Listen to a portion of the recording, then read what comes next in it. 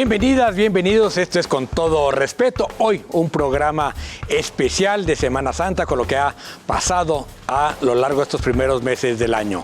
El tema de la seguridad sin duda ha sido el coco para el gobierno federal y para el propio presidente López Obrador. Las masacres siguen en aumento, el ataque de los militares a civiles y sobre todo la presión del gobierno de Estados Unidos por la falta de un buen combate o un combate eficiente y efectivo a los traficantes de drogas, particularmente de fentanilo. Esto es lo que hemos discutido a lo largo de estos meses aquí, Con Todo Respeto. Bueno, este caso de los 4 jóvenes que salieron de Colotlán fueron, pues como cualquier grupo de jóvenes, a un bar en un poblado muy cercano, en Jerez, Zacatecas, y la familia perdió contacto con ellos, fueron reportados como desaparecidos. Después fue encontrado el vehículo ahí en Tepetongo, en Zacatecas.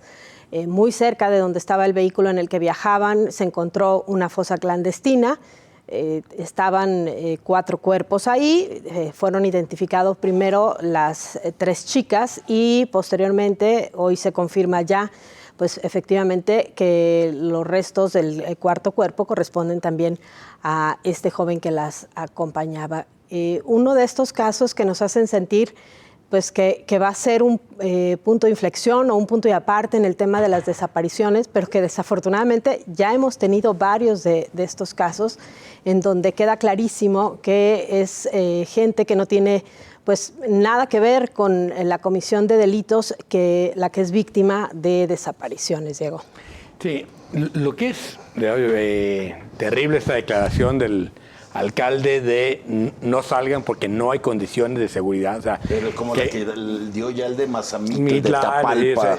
Que los alcaldes digan no se puede circular en la noche, ¿no?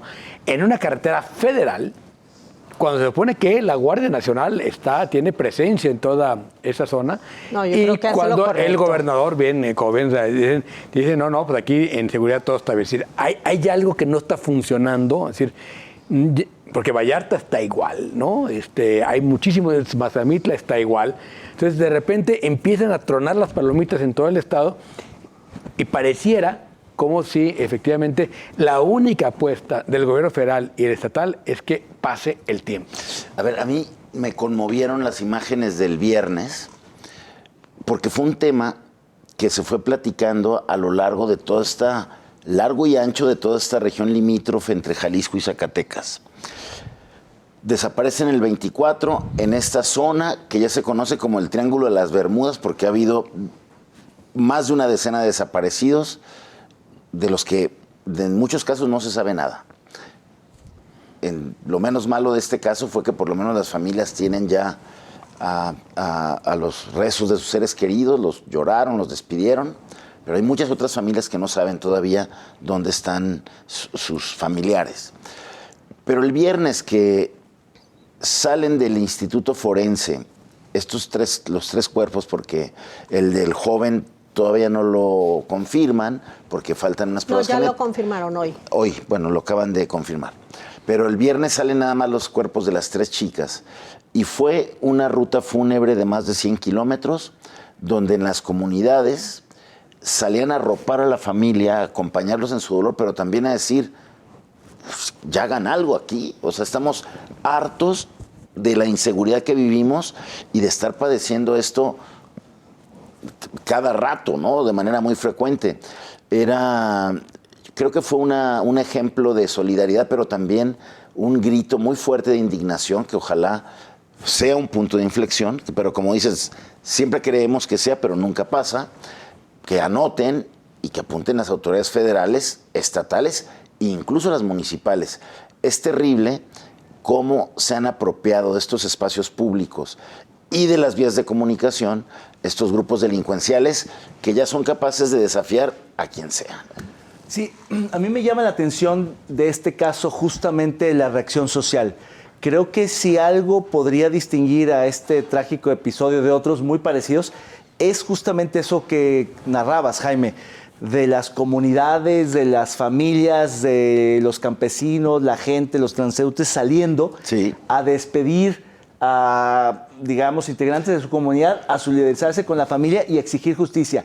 Y la concentración en Colotlán jamás se había visto eso. Es decir, era un tema mucho más para las grandes ciudades o para una indignación más urbana que algo así. Y eso me parece que es alentador. No digo que es de celebrarse, sino es tristísimo, pero me parece que es alentador porque aquí sí que van a tomar cartas en el asunto. Y me parece que más allá de lo equivocado de una posición como la del alcalde, al final puedo entender que esté desesperado y diga, bueno, pues, ¿qué les digo? No tenemos condiciones, nadie nos está apoyando, estamos solos, no salgan. Me parece peor la posición del gobierno del Estado que dice, no, vamos bien.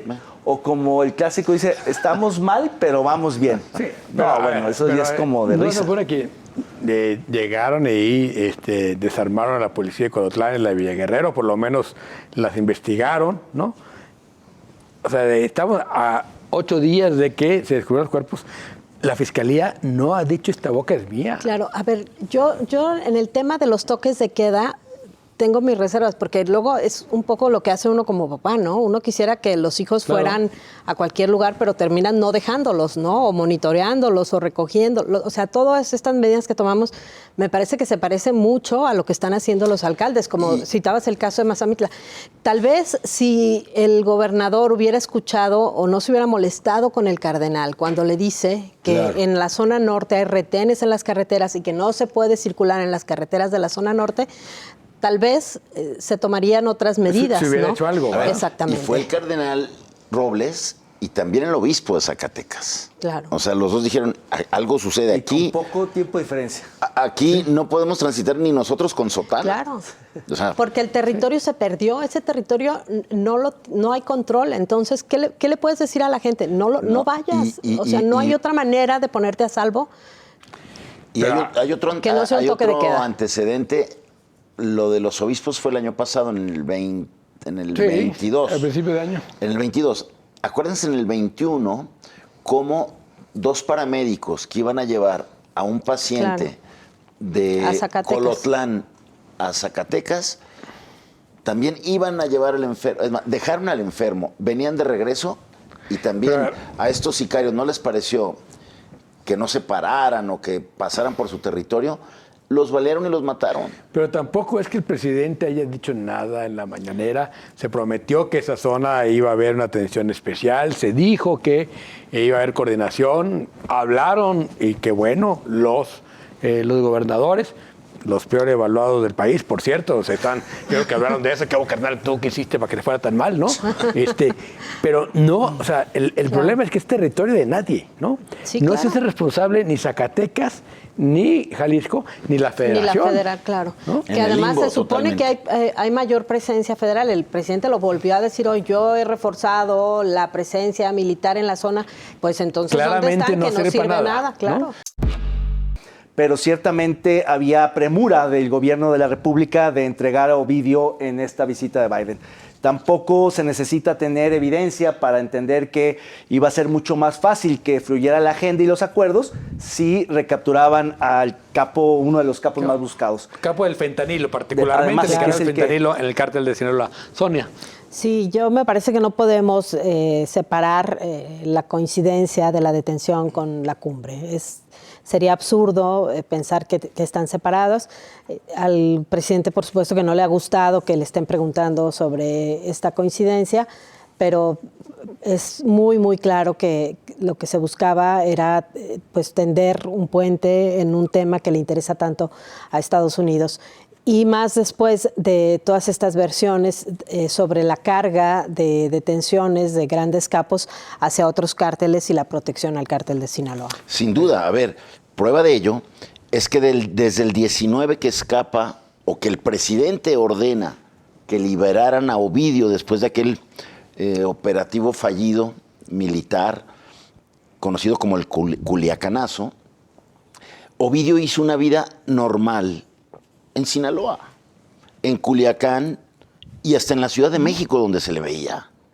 Sabían dónde vivía, 3 domicilios en la Ciudad de México, sus 3 casas en Culiacán, una donde lo detuvieron. Su hermana, la hermana de Ovidio, se casa en el 2021 en la catedral de Culiacán, a puerta cerrada, cuidado todo alrededor de la catedral, y Ovidio se movía como si nada. ¿Por qué lo agarran 3 días antes de que llegue Biden? Al igual que agarraron a Caro 3 días después de que Andrés Manuel fue a la Casa Blanca y visitó a Biden. O sea, esa relación, los hechos la marcan. La marcan. ¿No? Y lo que diría, qué bueno que agarraron a Ovidio, pero creo que eso no es un punto de inflexión en la estrategia ni en la política para combatir el narco del gobierno de la 4T.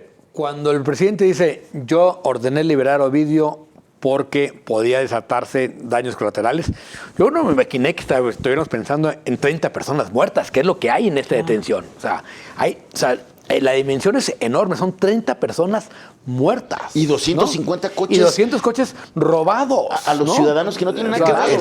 Claro, robados a ciudadanos. Entonces, me parece que los daños colaterales son enormes y que se ha hablado poco de esos daños colaterales.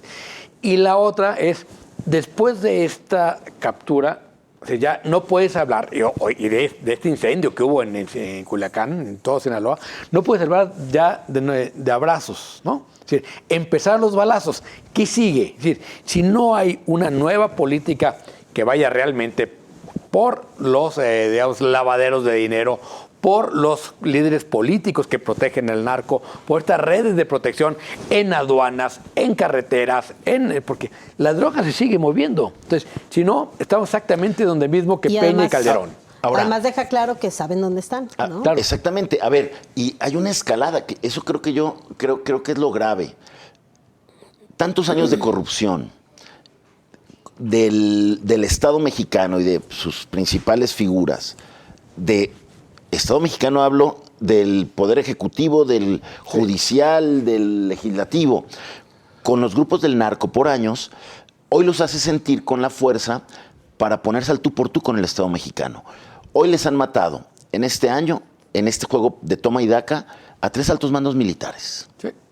Entonces, tú agarras a uno, yo agarro 2 generales. Me agarras a 2 generales, yo te agarro a ti, y ahí van. Sí. Entonces, es un desafío abierto. Que sí cambió algo, se rompió algo con la detención de Ovidio y lo veremos más adelante.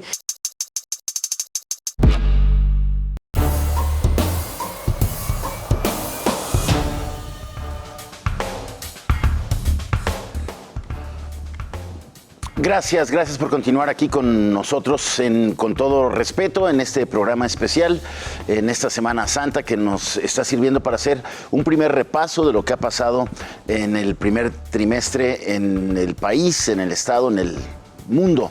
Y bueno, hablábamos de seguridad en el país y bueno, el estado no es la excepción. También ha sido un trimestre que inició en enero con una ola de desapariciones donde destacó este caso de las 3 jóvenes del municipio de Colotlán que fueron privadas de su libertad junto con un hombre, un joven que había sido invitado, que venía de Estados Unidos, era originario de Guanajuato, y fueron secuestrados por los grupos del crimen organizado que se disputan esa zona del norte del estado que colinda con Zacatecas y que no ha dejado de ser noticia en este primer trimestre. Pero también tuvimos el hallazgo de fosas clandestinas en las que se pudiera hallar un número récord también de cadáveres inhumados de forma clandestina.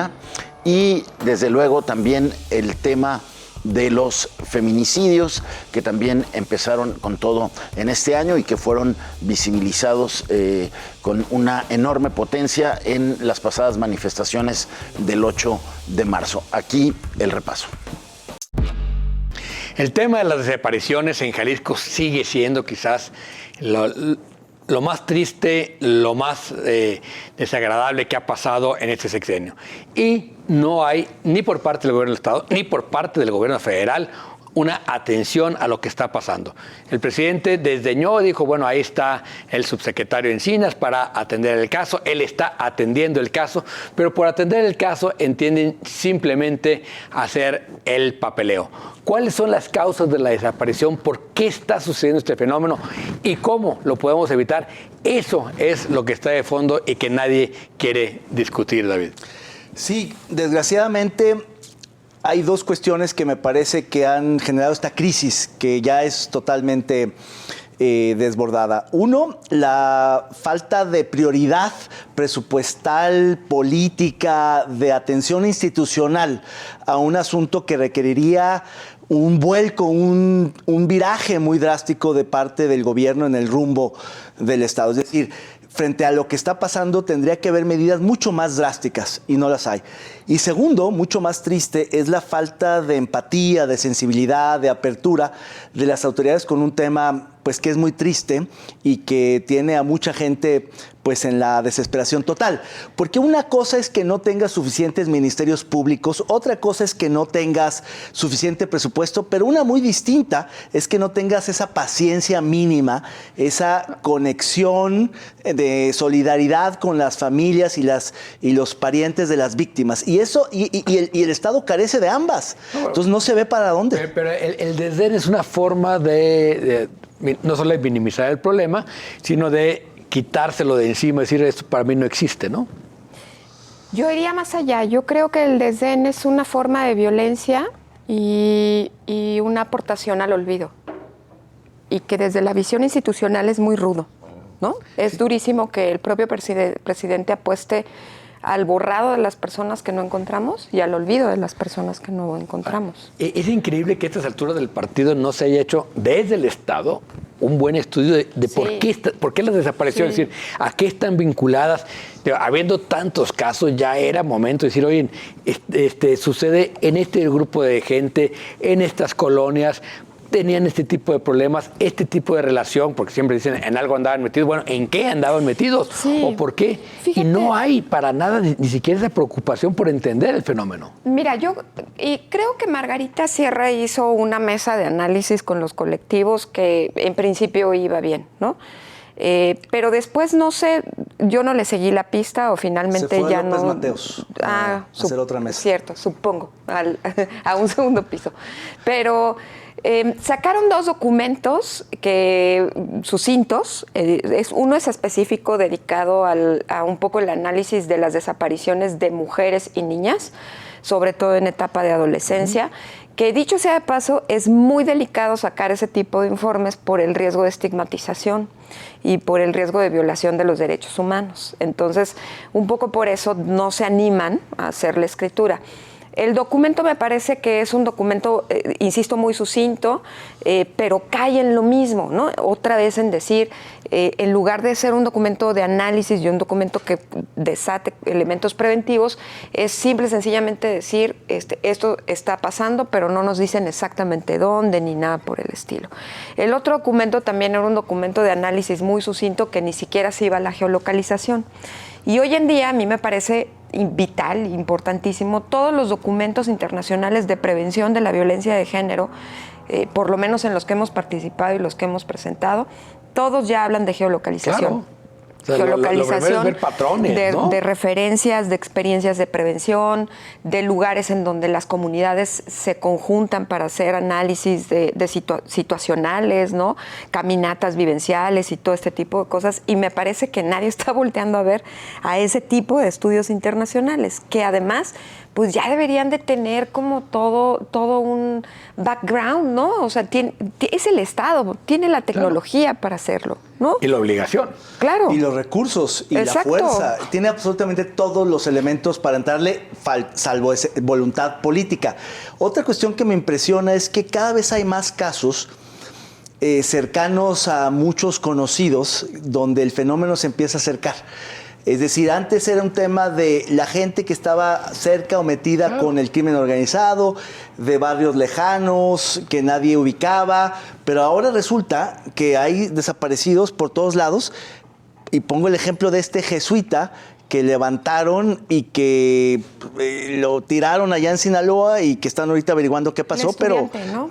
Estudiante de jesuita, estudiante de filosofía, chavo, y bueno, pues lo levantaron. Pero a ver, pero es el mismo fenómeno siempre. Así empezó el fenómeno del secuestro o el fenómeno de decir, oye, están extorsionando, pues sí, pero en Talpita, ¿no? Es decir, y luego se va acercando o la violación de derechos humanos, ¿no? Los empresarios negaban la violación de derechos humanos hasta que les empezó a pasar a sus hijos, ¿no? Claro. Entonces dicen, caray, ¿no?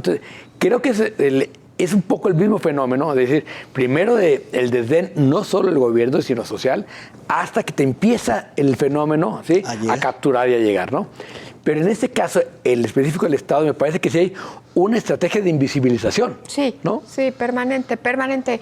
Y en detrimento de las víctimas indirectas, ¿no? De los colectivos, de las madres y de las personas que buscan, en detrimento de nuestra propia certeza de seguridad, ¿no? Y garantía de libertad, de caminar libres y seguros por el espacio público, pero sobre todo en detrimento también de un clima político, ¿no?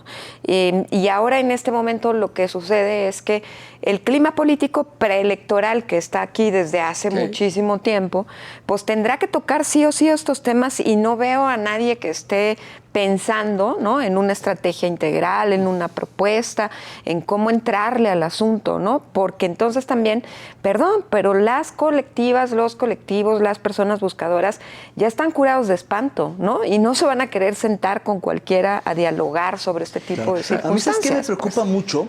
Que cuando un gobernante ya tiene tiempo negándolo, invisibilizándolo, no dándole la prioridad, digamos ya incluso con una mala relación con todos esos colectivos y familiares y parientes de las víctimas, que ya es difícil para su ego y para su propia posición política cambiar el curso. Entonces, desgraciadamente esto va a cambiar hasta que no se vaya la actual administración y pueda llegar un nuevo gobernante y decir, a ver... es en detrimento, perdón David que te interrumpa, pero en detrimento de alguien tan valioso, tan comprometido y tan conocedor del tema como Carla Quintana, que es la comisionada nacional de búsqueda, porque Carla ella Quintana sabe. se jugó ahí. El mismo Encinas, ¿no? Que tenía una buena imagen, ¿no? Pero finalmente lo ves como un burócrata atrapado. Sí. ¿no?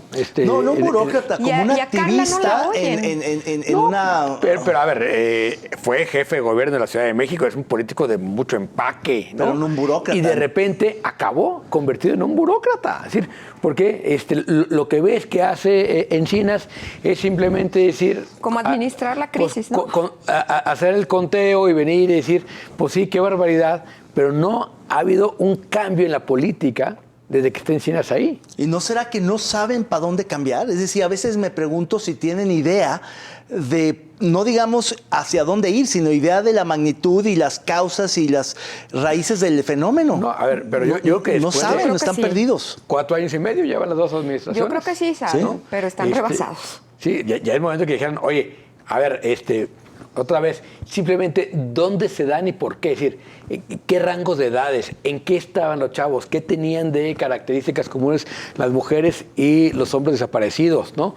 En qué situación estaba cuando desaparecieron, si había deudas, si es un tema de drogas, es un tema de control territorial, es un tema de tráfico de personas, ¿de qué estamos hablando? Y yo creo que a estas alturas ya podríamos más o menos saber de qué tamaño ¿y contra quién es este fenómeno? Yo escuchaba una hipótesis un poco perversa de que justamente como se trata de un quinto de punto porcentual, o sea, el problema se sitúa o lo podés medir en una quinta parte de un punto porcentual, 16,000 desaparecidos de 8 millones, es como muchísimos, en mi opinión, muy, muy delicado, porque destroza, tiene un impacto social muy fuerte, pero hay un tema de... Los podemos minimizarlos, podemos contenerlos, vamos a pensar en los grandes números. Vamos a el resbalón de la semana, que tiene que ver con, es un cartón de Cucho, por supuesto, extraordinario, otra vez Cucho, que tiene que ver con este anuncio del gobernador de que el Canelo vuelve a su tierra. Y aquí está el señor gobernador promoviendo la pelea del Canelo, mientras al lado está un ciudadano buscando a sus desaparecidos. Demoledor otra vez, Cucho, ¿eh? Sí, la verdad es que además esto tiene que ver también con algunas declaraciones que ha hecho el gobernador de qué le toca y qué no le toca, ¿no? Ah, sí. A raíz de aquel hecho violento en donde una mujer es asesinada por su pareja y luego se suicida, el gobernador dice, bueno, ¿yo qué puedo hacer? ¿No? El gobierno que tiene que ver con eso. Exacto. Dice, ¿no? El gobernador narra los hechos, dice, bueno, ella fue por él a su trabajo, se subió él a su carro, la mató, luego se robó una moto, se huyó, se metió a un centro universitario y se quitó la vida. Ahí que tiene que ver el gobierno del Estado. Por eso me parece muy importante y hoy también, la declaración claro, que destacas ahí en el periódico en el que colabora Sonia en NTR.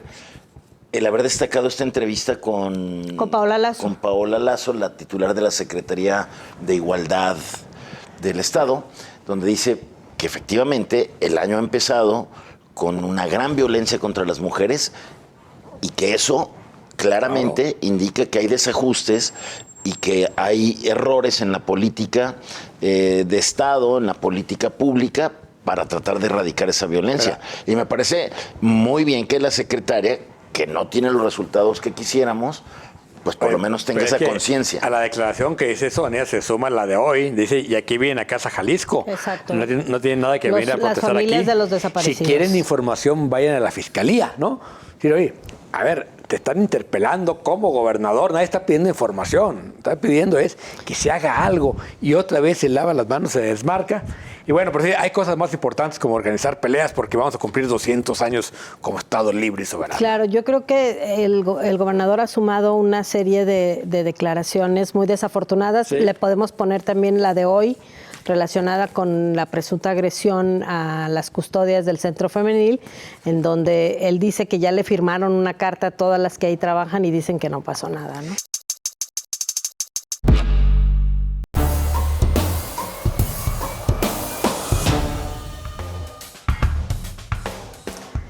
Bueno, y continuamos. Sin duda, en más temas de seguridad, hay dos que no pueden quedar fuera de la agenda de revisión, que es el tema de los feminicidios y las desapariciones. En el caso de los feminicidios, Jalisco comenzó el año con mucha violencia, con casos que fueron muy emblemáticos y que sin duda llamaron la atención sobre todas las omisiones que ha habido en la atención previa a las violencias que se van registrando y que se van denunciando. Y en lo que tiene que ver con desaparecidos, bueno, desde hace ya varios meses, Jalisco aparece en el mapa nacional en rojo, con el color más intenso, de acuerdo con los datos nacionales en cuanto a las desapariciones, ocupando el primer lugar justamente en este delito. Y pues se mantiene también la polémica en torno a la diferencia de cifras a los desaparecidos borrados de la lista de desapariciones por parte del gobierno del Estado y la diferencia que esto ha generado con respecto a las cifras nacionales. Esto es parte también de los temas que hemos abordado. Pues ahí tiene usted estas tragedias, estos casos muy dolorosos, algunos que se logran resolver o cuando menos aprenden algunos de los posibles sospechosos y en otros casos no, quedan impunes y simplemente se siguen acumulando las víctimas, se siguen acumulando las estadísticas y por eso Jalisco sigue siendo el líder en feminicidios en todo el país y eso es una muy mala noticia para los jaliscienses.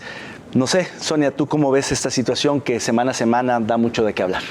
Bueno, siguen en la impunidad todos, incluso los que tienen detenidos, porque no nos garantiza la detención que haya justicia. Además, a mí me parece que más que ver las detenciones, que por supuesto es importante, creo que es mejor que estén detenidos a que no se sepa o que estén fugados.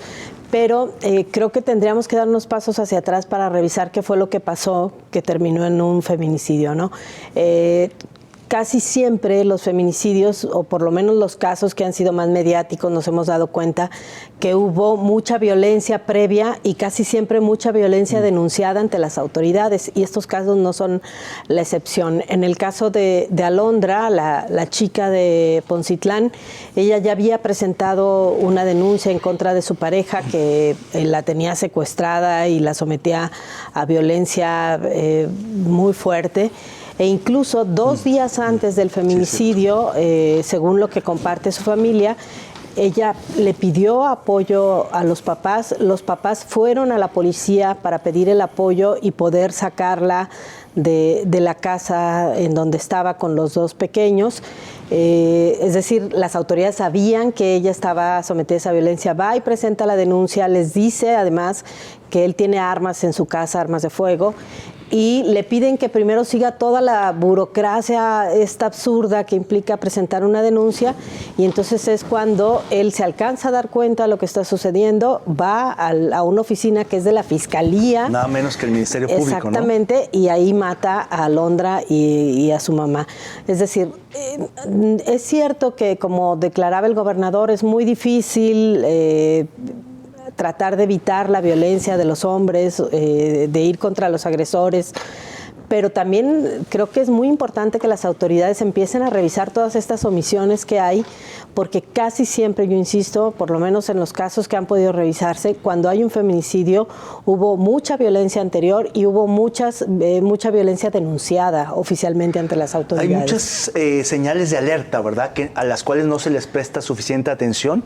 Y parecería que hay negligencia, ¿no?, por omisión. No parecería, porque deliberada, decir, pero uno ¿no? de las obligaciones que tiene la autoridad es evaluar el riesgo.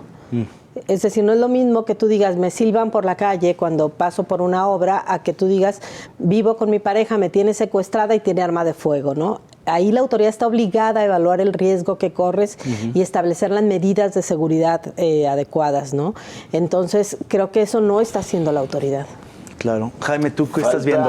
Falta una capacidad de asombro, falta una actitud de mayor rigor, de mayor autocrítica y de mayor autocorrección. Digo, si este feminicidio pasa en otro país, donde la que denuncia con su mamá las asesinan en el lugar donde van a denunciar, creo que haya pasado algo. Claro. Igual hasta se va el fiscal o el procurador, Claro. Si es que no meten problemas hasta el gobernador del estado. Entonces, para empezar, porque el problema de los feminicidios en Jalisco es una cosa que tiene ya años.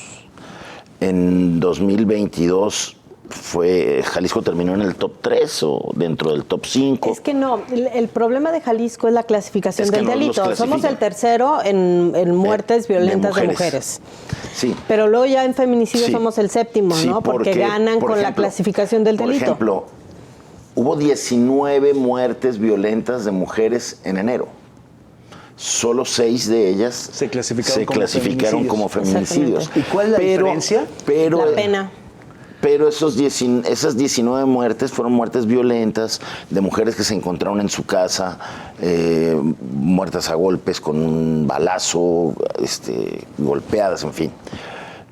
Lo que sucede y con lo que cierra enero, que el último día de enero que pasa esto en Poncitlán, pues expresa y te explica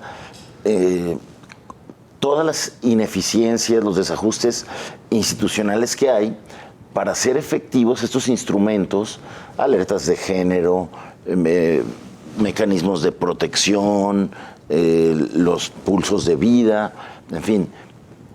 En algunos casos ha funcionado el pulso de vida, ha llegado a tiempo los policías en este caso, pero en este último pues te refleja todos los desajustes que hay, el que pasó en Vallarta, donde la pareja atropella a su esposa que llevaba a su hijo caminando por Conchas Chinas allá en Puerto Vallarta, pues te habla de que hay que volver a revisar todo eso, de que la Secretaría de Igualdad Sustantiva tiene mucho más que hacer, mucho más que trabajar, en coordinación obviamente con las autoridades federales, municipales, para hacer efectivo todo este asunto de el combate a la violencia de género. Yo diría 2 cosas que me llaman la atención. Una es la impunidad frente a la responsabilidad política. Es decir, hay una responsabilidad operativa, una responsabilidad directa y una responsabilidad del encargado, que en este caso es el agente del Ministerio Público, que no tenía a su responsabilidad bien resguardado el recinto, que no tenía el protocolo en marcha, funcionando, y por tanto pudo llegar este sujeto y abrir fuego en las oficinas de la Fiscalía, donde debieran haber checado que no ingresaba con armas, en fin. Pero hay una responsabilidad política en todo esto, que es la a la que te refieres, con que en otro país primermundista, en una democracia consolidada, en un país desarrollado, habría tenido consecuencias. Porque ahí muchas veces se van los ministros, los procuradores, fiscales, diputados, senadores, cuando algo sucede, porque sabes que eres el fusible de un tema, de una cierta responsabilidad. No importa que tú no hayas estado enterado, que haya venido de atrás la falla, hay una responsabilidad política.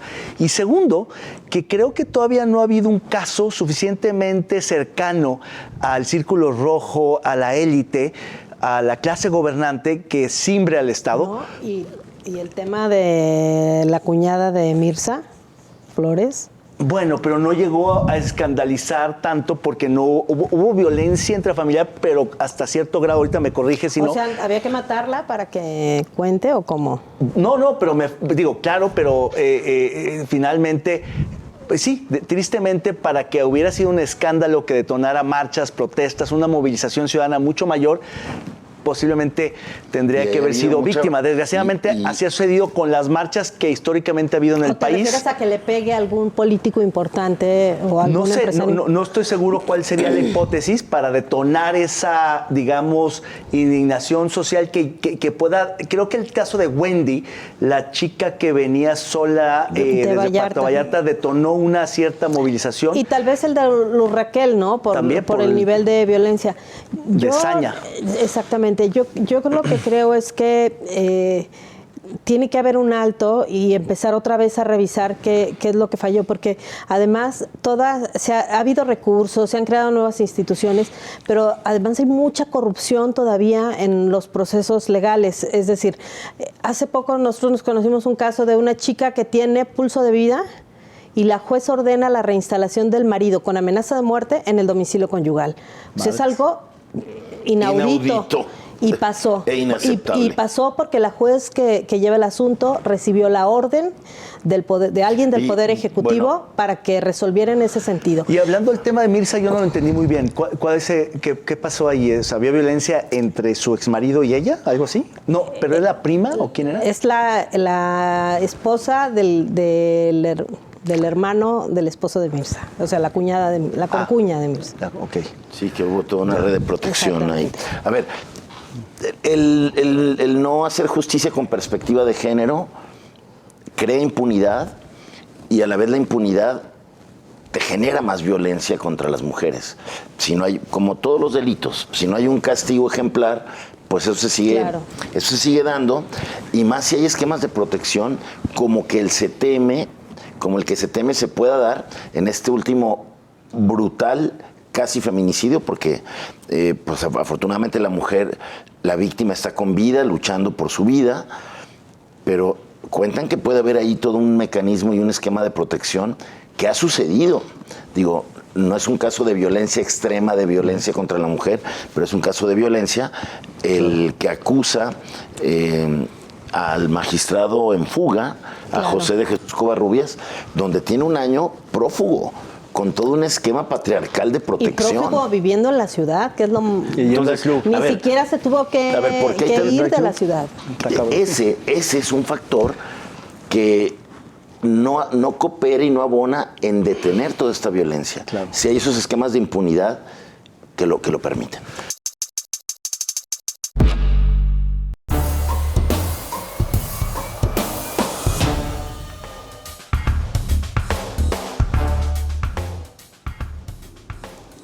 El gobernador del estado, Enrique Alfaro Ramírez, y una amplia y nutrida comitiva de funcionarios estatales acudieron a la Cumbre Mundial del Agua en las Naciones Unidas, invitados a presentar avances en saneamientos, en tratamientos de aguas, en temas de resiliencia, en temas ambientales y del agua en general, y seguramente estarán por dar a conocer los resultados de esta gira, finalmente es positivo que los gobiernos y las autoridades participen en este tipo de encuentros, siempre y cuando, claro, rindan cuentas, se justifique, sean productivos, vayan pues invitados a cumplir una función y no solamente como turismo político.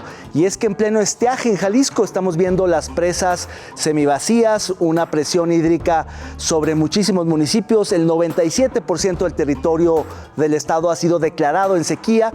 Viene seguramente una temporada fuerte de incendios. Y claro, el río Santiago, la primera promesa de este gobierno de Enrique Alfaro Ramírez, sigue sin ver avances realmente verificables y contundentes. Esto y otros temas en torno al medio ambiente del agua los hemos discutido aquí en Con Todo Respeto.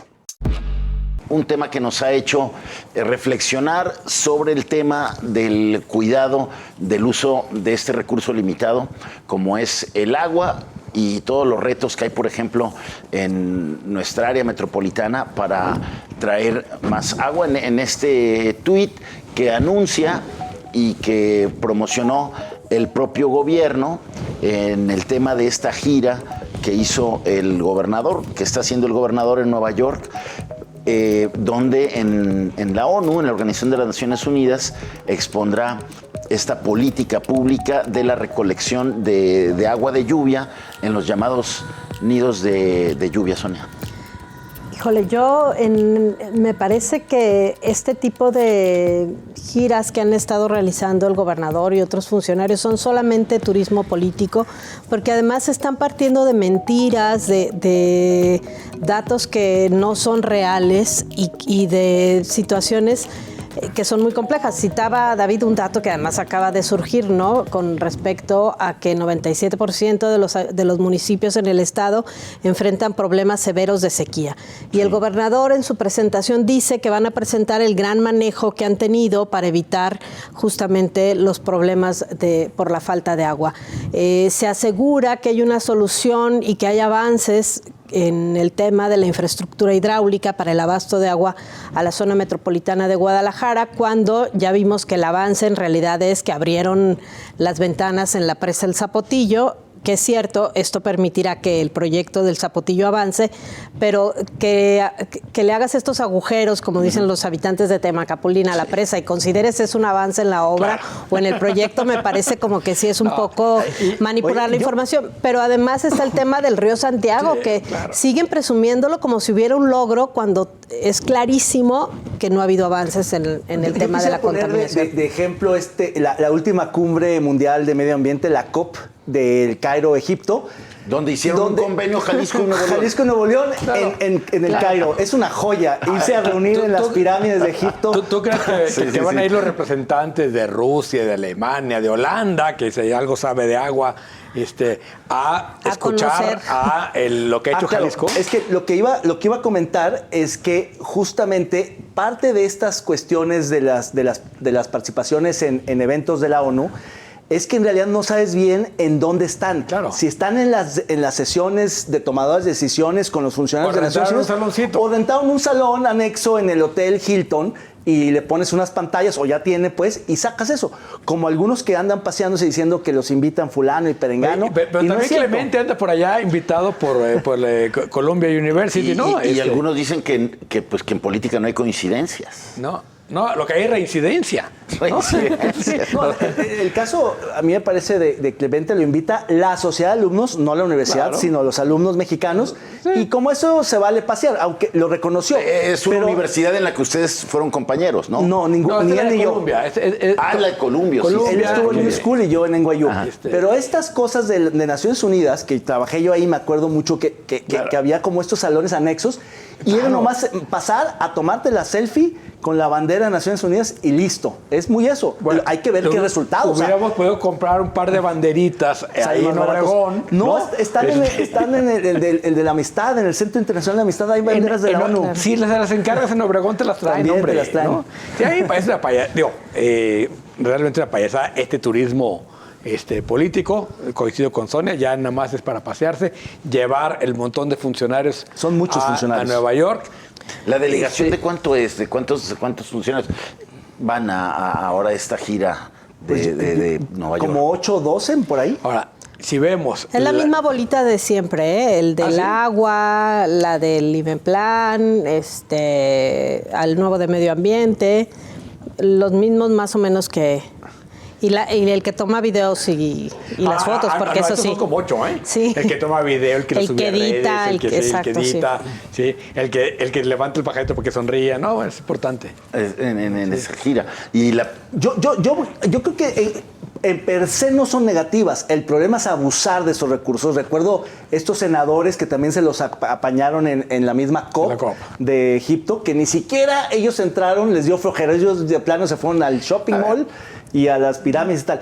Si dieran resultados, no estaría mal. El problema es que den resultados. Habría que ver por qué van tantos. Y habrá que ver qué eco tiene este tema, ¿no? Que fue en el que se centró el gobernador, de decir, yo voy a ver, explicar el tema de los nidos de lluvia.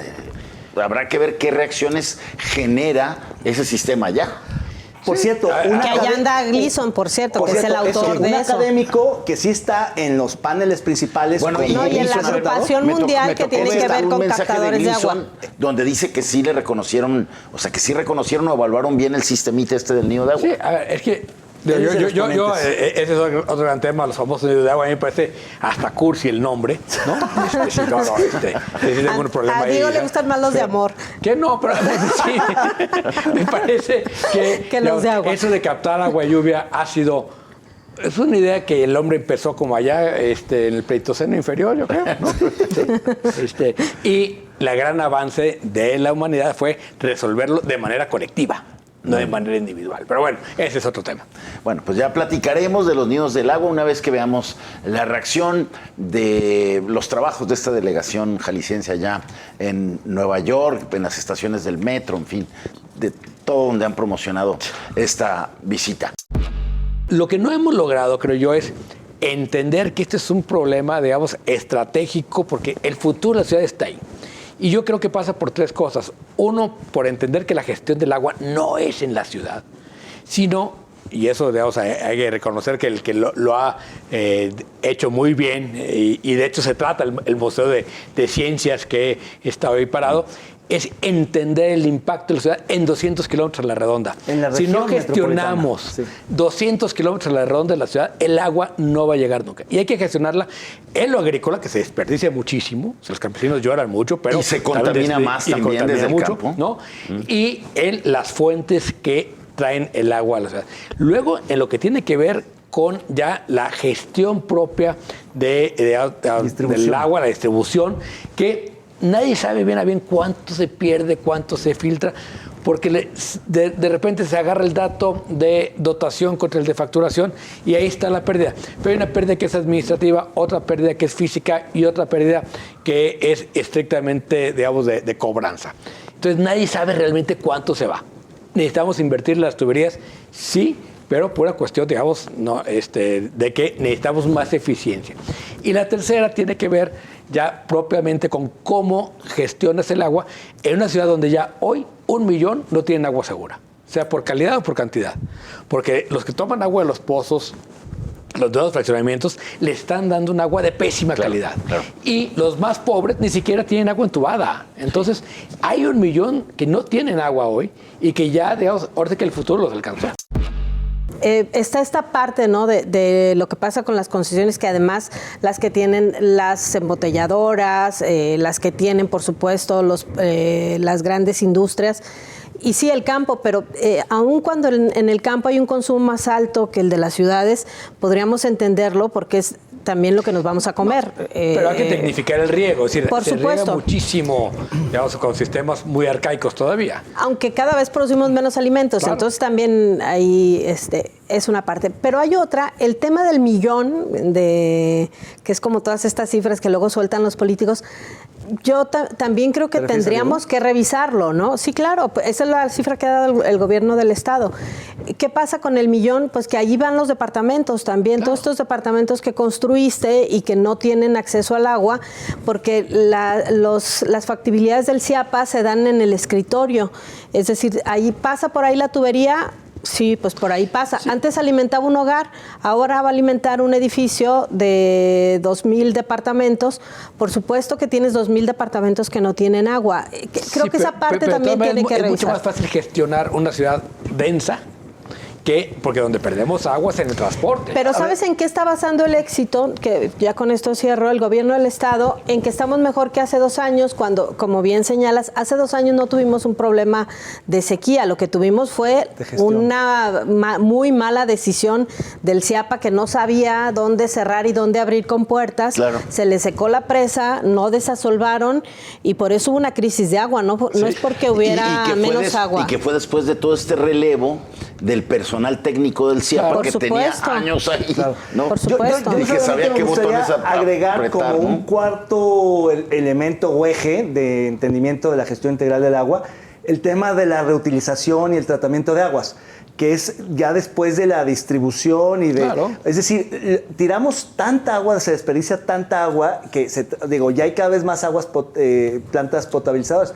pero la demanda es infinita y hay todavía ciudades enteras, por ejemplo en la ribera de Chapala, que no las tratan, las plantas están paradas, que sigue infiltrándose las fosas sépticas. Es que las plantas son carísimas de mantener. Claro, carísimas. Y se las dieron a los ayuntamientos, pues no tienen un montón de luz. Y los alcaldes no priorizan, no tienen dinero para eso. Eso tenía que haberse lo gastan en otra cosa. Lo gastan en otra cosa. Es decir, priorizan distinto. Es decir, claro. Eso no es que no tengan dinero, porque priorizan eso. O sea, nadie se va a morir si no tratan el agua y sí se pueden morir si no, digamos, abren el centro de vacunación, ¿no? Es decir, o el centro de salud. Pero eso lo vio César Coll, yo creo, cuando él estaba al frente de la Comisión del Agua, cuando dice, es algo muy caro, ¿qué hago con él para deshacerme? Y se lo pasa a los ayuntamientos. Ahora, y quizás también el otro gran tema en el agua es eso. Es decir, hay que entender que el agua tenemos derecho de uso, no de propiedad. Es decir, el agua de los calicienses, para los calicienses, esas cosas chauvinistas son verdaderamente insoportables, ¿no? Tenemos derecho de usar el agua de Chapala, del Río Verde, y la obligación de regresarla limpia para que los de abajo la puedan volver a usar. ¡Hasta liberar!